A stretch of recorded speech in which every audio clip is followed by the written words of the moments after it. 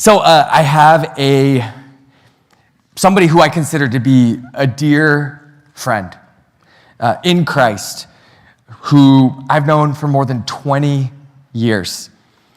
And I should say, they aren't a part of our church here. I've noticed recently that with some of my anonymous stories, I get people asking me, was that about me? Was that about this person?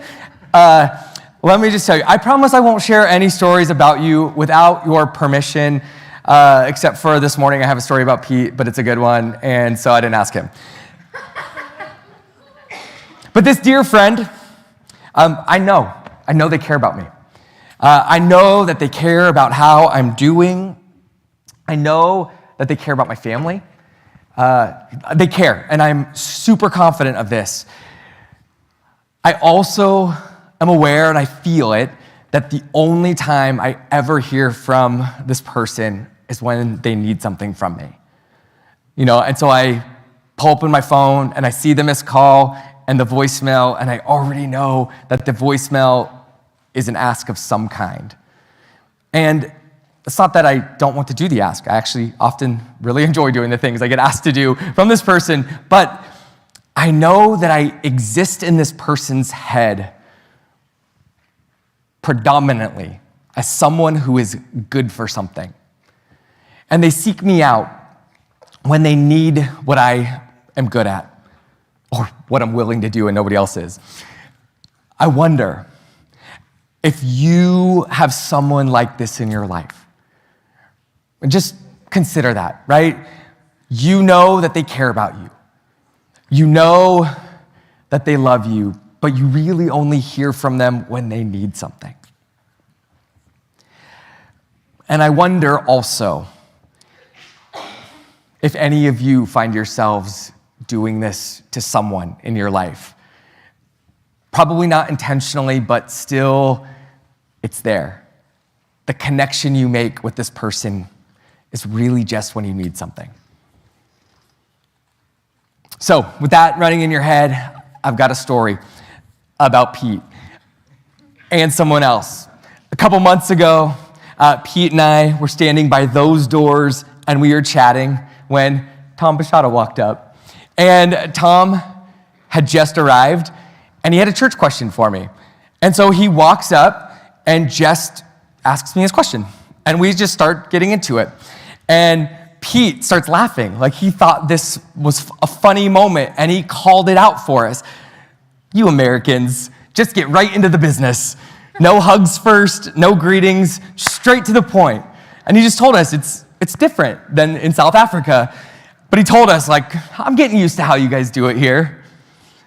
Tom immediately stopped our conversation and he hugged Pete. and we all got this laugh out of it. And for the next several weeks, we had a little bit of fun at Tom's expense because Pete and I would team up on Tom, making fun of him for being so American, business in the front, relationship in the back. And it was funny to just watch Tom try to overcome our mocking by going out of his way to hug Pete more often than I've ever seen Tom hug anyone. And uncomfortably long. Yeah, and they were long hugs too. Exactly. And this was all so fun for me until April 16th. Tom doesn't actually really know about this yet, but it was the day that I sent Pete a text at 7:52 in the morning that said, "Hey man, what's your email address?" And his reply was short, but it cut to the heart. All Pete typed was, "Morning." And then it included his email address for me. The morning stung a little bit because it was the greeting that I had forgotten, right? The greeting that I had skipped out of nowhere. At 7:52 on a Wednesday morning, Pete gets a message from me with no greeting, no connection, just a question, business. I'm sorry, Curtis. See, he's the one who feels bad about this. So I reply to him, I just pulled a Tom. I should have led with good morning. just so you know, I kind of want that to become a thing here. So a reference, doesn't have to, but it would make me happy. Pete's reply, as gracious and generous as ever, right, didn't make me feel better. He just said, no worries. I have learned to accept the straight talk, LOL. These are the exact texts that went back and forth between us, right? Like I said, Pete was so generous to me. And he chalked this up to a cultural difference, and he just called it straight talk. But I wonder if there's actually a deeper issue. I wonder if there's a more sinister heart issue at work. Yes, right? Like this instinct to take care of the business before connecting it is part of the culture of some groups of Americans, which is why it is so easy for Tom and me to just jump straight there. But not all culture is good. And this morning, I want us to see that this heart issue might be the very same heart issue that Jesus is dealing with in our passage about lust. It's too easy for too many of us to hear Jesus in this passage and to walk away from his teaching, sort of wiping our hands like, phew, I'm a woman. He's talking to men here. This doesn't apply to me. But I am hoping that this passage reveals our collective deep need to have our hearts healed. That we need to be saved from a kind of heart that sees people in a particular way, that misses what God has made and put in front of us. My hope is that we would see our need to be transformed from the desire to use people and consume people. To get us there, I want to go somewhere that might feel a little random, and I'm okay with that. So join me, because what I want you to do is I want you to think of your favorite tree. Probably weren't I saw a couple faces go, wasn't expecting that one. So, favorite tree. It can be your favorite kind of tree. It could be specifically a tree that exists in the world that is your favorite. And so, as you think of your favorite kind of tree or your favorite singular tree somewhere, just raise your hand so I can see that you're with me, that you have, okay, hands are going up really quickly. Anybody willing to tell me your favorite tree? Hey, Johnny. What was a fruitless pear? Fruitless pear tree. Okay, thanks. Jasmine. An apple tree. Ken. Japanese maple tree. Yeah, Rosemary. A bishop pine tree. Becca. A climbing tree. Nice. Carice. A willow. Okay. Jay. Palm tree because it doesn't shed much. Because it doesn't shed much. Okay. So Jay's anticipating my follow-up question, which is why? Why is it your favorite tree? So for Jay, because it doesn't shed much. Anybody else willing to add some explanation of why you like your tree? Levi. Like Becca, it was a specific tree at the end of our cul-de-sac that I used to climb, and we played laser tag and could snipe all the neighbor kids. You could snipe all the neighbor kids from it. Kate. Peach trees because they have good fruit. Peach trees because they have good fruit. Yeah, Whitney. I had a big Japanese maple in front of my bedroom growing up. Japanese maple. And you could climb it. Ooh, okay. Harmony. An oak tree because they're very pretty. I'm gonna wrap up that part with harmonies. I like that. Okay, so trees. what do trees have to do with lust? It's a strange question, right? Well, the very first appearance of the idea, the concept of lust that shows up in the Bible actually shows up in a story about trees. At the very beginning of the Bible, the book of Genesis, it tells us about a garden that was made by God. And we read this in Genesis 2. Yahweh, God, planted a garden in Eden in the east, and there he put the man whom he formed, and out of the ground, Yahweh, God, made to spring up every tree that is pleasant to the sight and good for food. And I want you to just notice that the trees of this garden are described with two details, right? One, they are pleasant to the sight. Exactly what we just heard Harmony say, because they're beautiful. Two, they are good for food. And I heard a couple of you name fruit trees that are good for food.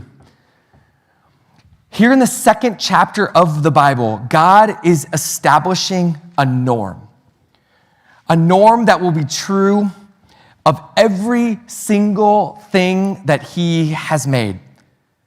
And this is the norm. If God has made something, it is first to be pleasing to the sight, that it has to be a delight. That if God has made something, if God's made a tree or a night sky or a river or a human, our first interaction with any of these things is supposed to be a kind of awe or appreciation, right? Like we ought to be moved by the beauty of the thing that God has made. We're supposed to appreciate what is in front of us. When we see something that's been made by God and we admire it, when we revel in it, when it is pleasing to the sight, notice what happens to us. How often are we then moved to worship? And we're not moved to worship the object. We worship the creator of the object, right? We worship the one who made that tree, the one who painted the night sky, the one who carved the path for the river, and the one who formed the human. And it is only then, after we have beheld the created thing, that we have worshiped the God who made it, that then we are capable of enjoying the fruit of the thing, that we're capable of enjoying the usefulness that the thing brings for us. It's only after beholding that we are able to see that the tree is good for fruit, that we're able to see that the night sky is good for navigation or for storytelling, that we're able to see that a river is good for water and for food, and that we're able to see that a human being is good as a caretaker of the earth, of God's creation. And so lock this norm in your brains, write it down, whatever you have to do to remember, because this is always the case, that a thing made by God is pleasing to the sight first, and then and only then is it good for something. And just really quickly, I want to show you two examples of how God demonstrates this norm, this pattern. The first example is Israel as a whole people. God has just rescued them from slavery in Egypt. He's brought them to Mount Sinai. They're standing there ready to meet God. God has just made them a new people. And here's what God says about them. He says, "You shall be my treasured possession. You shall be a kingdom of priests and a holy nation." Right? God beholds his people. He treasures them. And then he sees what he plans to do with them.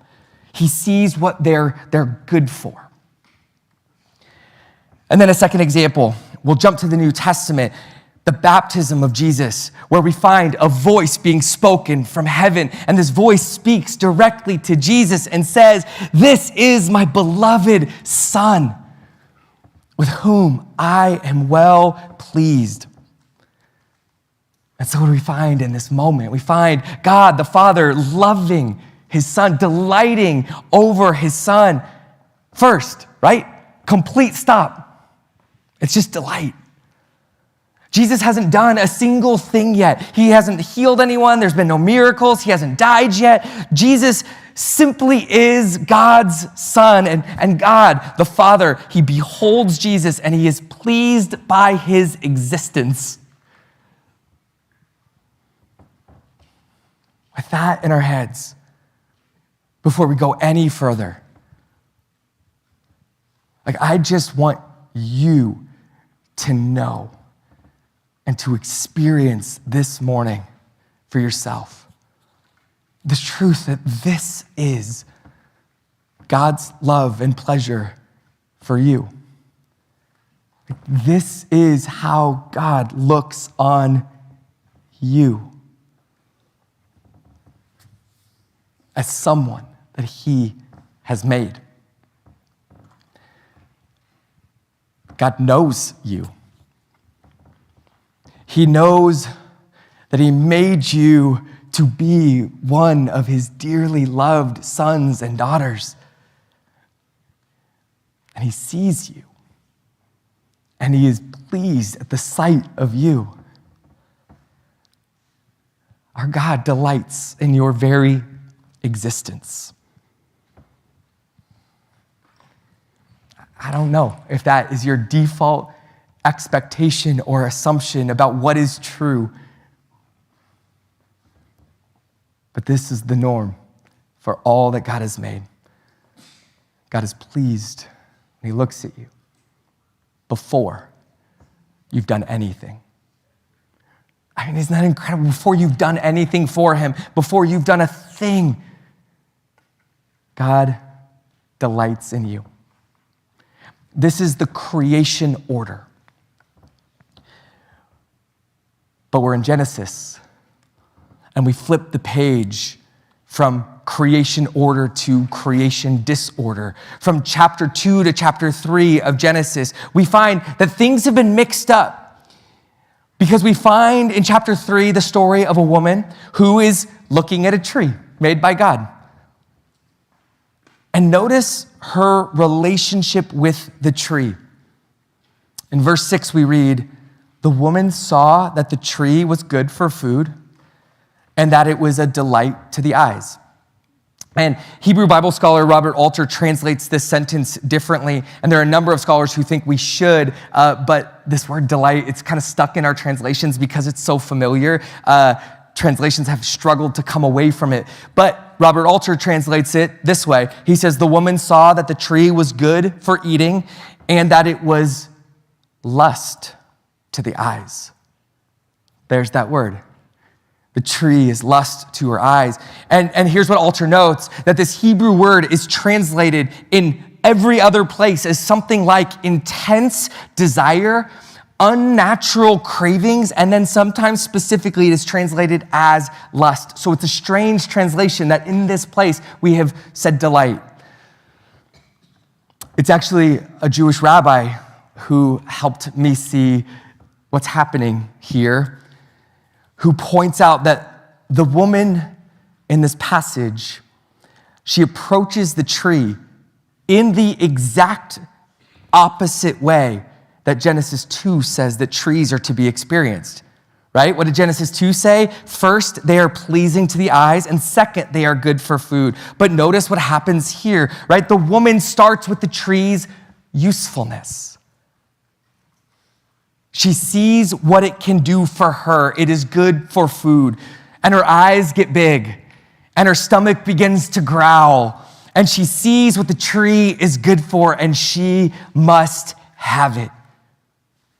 Right? And notice how starting with what the tree is good for corrupts her vision. Because when she starts with the tree's usefulness, it's no longer possible to delight in the tree. to behold the tree. Because now she sees the tree only as something to use, something to consume. She can't enjoy the tree as a thing that just exists and is good, right? She doesn't worship the God who made the tree. She sees the fruit and she wants to eat it. She needs to eat it. She craves the tree's fruit and she lusts after what the tree offers. The tree only exists to satisfy her desires, to give her what she wants. This is the heart of Jesus' teaching about lust. Jesus centers his teaching on men and the all too common way that men can treat women as objects to use. Men can look at women and they can see a thing that is useful to them. And when we see something to use, we lust after it. We grab hold of it to take and to eat. In the Bible, we find this pattern and this language everywhere. Through all of the storytelling that we find, someone sees a person, someone sees a thing, and they see first what it's useful for, and they crave it, and they take it, and they grab it. But we can hear this language in our world as well. We ought to be able to recognize this language. The Bible is training us to recognize these ideas. All of this has made me remember a past presidential campaign years ago when a presidential candidate was caught on tape talking about how he wanted to have an affair with a married woman. He talks about how attracted he is to beautiful women and how he just starts kissing them without asking. And then he describes grabbing them. And you can't help, if your ears are tuned to it, to start hearing the garden story. She saw what was good for food and she lusted after it and she took it and she ate it. And what fascinates me about this event, this moment in a presidential campaign, was how many Christians, followers of Jesus, started to say things like, this is just how men talk. They called it locker room talk. But Genesis suggests that if anyone talks this way about anything that God has made,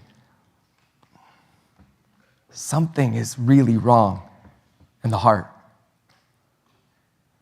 And Jesus will come along much later and say the exact same thing that Genesis is saying. That if men are talking like this about people made in the image of God, it's not normal. I mean, it might be normal culturally, but that's really bad news if that kind of talk is normal, because it reveals a deep corruption of the heart. And if it's dismissed in our leaders, those who we lift up to teach us and to show us the way, we ought to be really concerned. Because here's the thing. This isn't just about a man or men lusting after women in their hearts. This is part of the sickness that we call sin. Human beings seeing other human beings not as image bearers, but as objects to be used. It brings me back to the very beginning where I started. It might not feel in any way equivalent, the way that Tom and I instinctively moved to business. maybe sometimes instead of relationship. But there is something there where we can move toward each other because we've got work to do, because I have an agenda to accomplish, because I have a thing that I need your help on, and to miss the opportunity to be present with someone who is an image bearer of God, who might help me encounter God's beauty. I think that's part of what makes us feel used. When somebody we love, somebody we know cares about us, only reaches out when they ask for something, right? Something about that feels like a denial of our humanity, that somebody just wants what I have to offer and they don't want all of me. I want to finish this morning with a short story, a story that reminds us that it's not just presidents who need to be saved or presidential candidates. The church needs to be saved. We need Jesus to continue his work in us. It was 2008 to 2010. It was a period of time. And our church had, over several years, been getting smaller and smaller.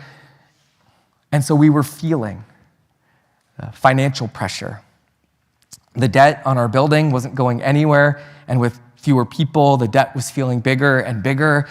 And we had a few years in a row where we just fell short on our budget, and we just kept making cuts. And we cut staff, and we cut programs. And there was a time where we're like, I don't think there's really anything else that we can cut. And our leadership team would meet, and we would spend hours talking about our financial struggles, our financial problems, which were very real. And then one of us would say something like, man, we just got to reach people. Like, if we want to hit our budget this year, we just need more givers. And I hope when you hear that, right, like you can feel something in your spirit that's like, ugh, something's not quite right about that. But something had happened to us in the early 2000s where, because of a lot of challenges and obstacles and struggles, and we started to lose sight of people as beautifully and wonderfully made. And our language around people started to shift toward people as giving units. People were good for solving our financial problems. And if you had asked any of us in those leadership rooms, we would have said, no, that's not what I mean, right? Like we would have immediately said, no, that's not quite right. That's not. And yet, that's where our conversations were. And if you heard our prayers in board meetings and even in prayer meetings, you could hear this like desperation among us. Like we craved new people. We lusted after them. But it was twisted. We didn't really long for people to experience the fullness of Christ, like the saving work of God. Like we really sought them because we needed to satisfy our financial hunger. We had lost our way in that season. And it was only once God's Spirit led us to repent of this. And there were explicit moments where our leadership team beautifully and humbly named, this is where we've been, and this is not faithful to who Jesus is, and we want to follow him fully, and we want to treat humans like the beloved image bearers that they are. But it was only once we repented that we started to delight in each other again. And we began to delight in our neighbors. And it was in this place that God rescued our church from the near death that we were facing. Jesus shows us what we were made for. We were made so that God might delight in us and then follow and then invite us to join him in stewarding this cool thing that he made called earth. In the invitation to follow him, we then are called to do the same, to delight in others and join with others in working with God.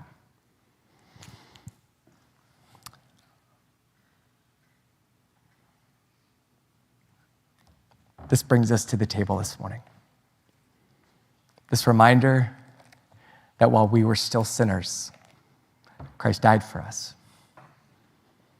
Because our God never stopped being pleased with those who he made.